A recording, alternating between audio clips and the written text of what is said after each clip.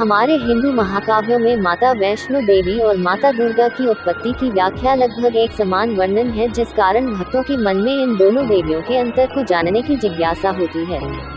माता वैष्णो देवी और माता दुर्गा की उत्पत्ति की वर्णन में अनेकों भिन्नता है। जैसे माता दुर्गा की उत्पत्ति सतयुग काल के दौरान माना जाता है, जब असुरराज महिषासुर को भगवान ब्रह्मा से प्राप्त वरदान कि वह केवल मारा जाएगा तो सिर्फ एक अबला स्त्री के द्वारा, जिससे महिषासुर खुद को अमर मान समस्त लोगों में आतंक मचाने लगा था, क्योंकि उस समय तीनों लोक में कोई अबला स्त्री नहीं थी जो महिषासुर का सामना कर उसे मार सके। तत्पश्चात महिषासुर के बढ़ते पापों को देखते हुए त्रिदेव तथा समस्त देवताओं ने अपनी शक्तियों को एक बिंदु में केंद्रित किया था, जिससे मां दुर्गा प्रकट हुई थी। माता दुर्गा में त्रिदेव तथा समस्त देवताओं की शक्ति समाहित थी।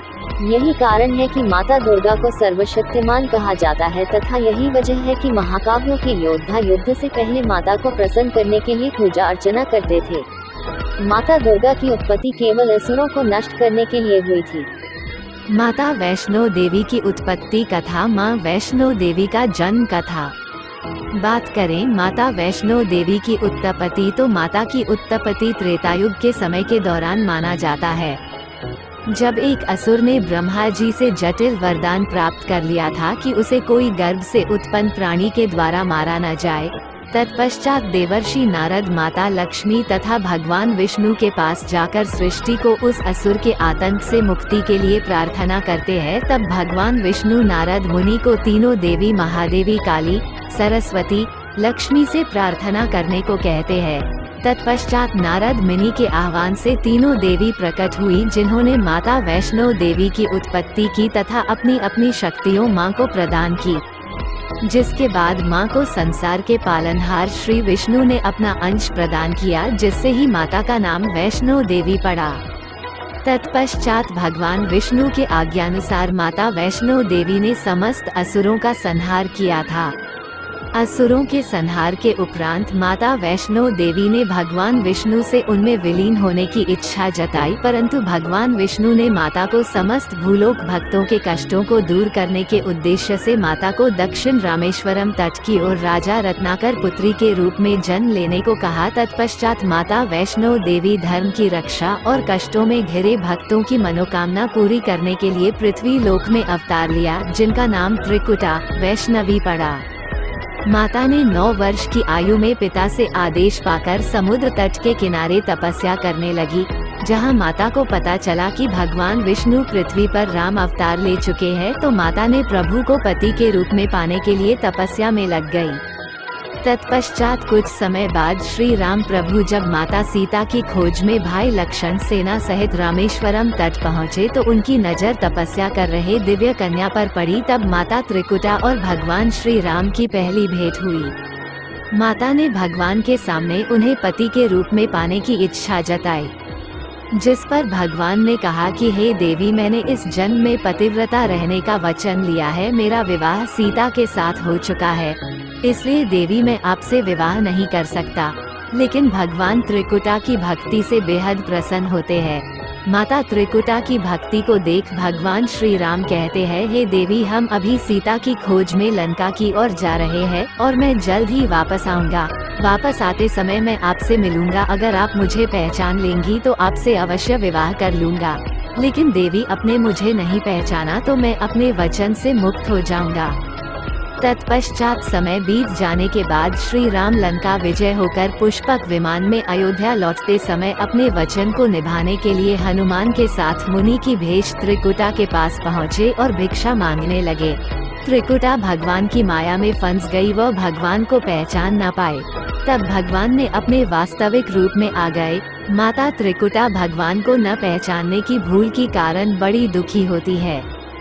तब भगवान श्री राम त्रिकुटा से कहते हैं, हे देवी, आप उत्तर भारत में स्थित मणिक त्रिकुट पर्वत श्रृंखला में स्थित एक गुफा में महाकाली, महालक्ष्मी, महासरस्वती के साथ विराजमान होकर आने वाले युगों में सच्चे भक्तों के दुखों को दूर करें। मैं कलयुग में जब कल्कि के रूप में अवतार लूंगा, तब मैं आपसे विवाह करूंगा।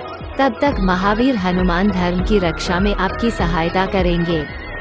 हमारे हिंदू धार्मिक ग्रंथों के अनुसार भगवान श्री राम के आदेश से माता वैष्णो देवी तब से उस गुफा में निवास कर रही है और सच्चे भक्तों की झोली भर रही है।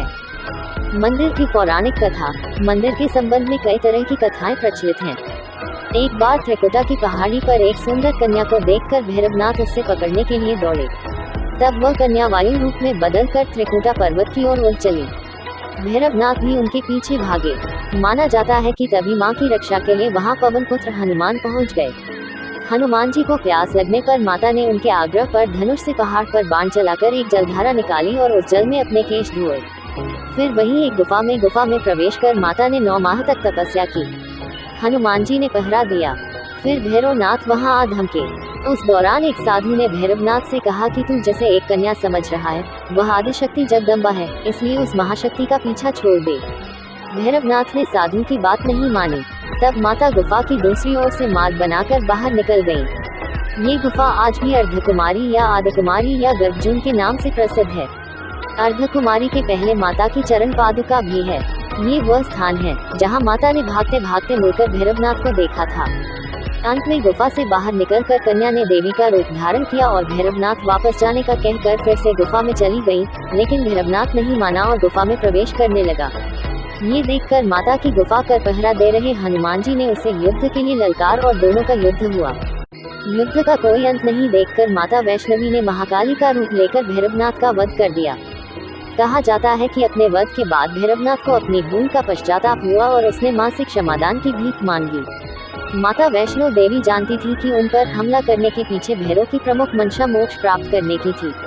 तब उन्होंने न केवल भैरव को पुनर्जन्म के चक्र से मुक्ति प्रदान की, बल्कि उसे वरदान देते हुए कहा कि मेरे दर्शन तब तक पूरे नहीं माने जाएंगे जब तक कोई भक्त मेरे बाद तुम्हारे दर्शन नहीं करेगा। मंदिर की कथा। उपरोक्त कथा को वैष्णो देवी के भक्त श्रीधर से जोड़कर भी देखा जाता है।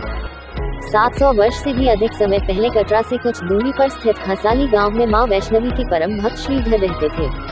वे निसंतान और गरीब थे, लेकिन वे सोचा करते थे कि एक दिन वे माता का भंडारा रखेंगे। एक दिन श्रीधर ने आसपास के सभी गांव वालों को प्रसाद ग्रहण करने का न्योता दिया और भंडारे वाले दिन श्रीधर अनुरोध करते हुए सभी के घर बारी बारी गए ताकि उन्हें खाना बनाने की सामग्री मिले और वह खाना बनाकर मेहमानों को भंडारे वाले दिन खिला सके। जितने लोगों ने उनकी मदद की वह काफी नहीं थी, क्योंकि मेहमान बहुत ज्यादा थे। वह सोच रहे थे इतने कम सामान के साथ भंडारा कैसे होगा।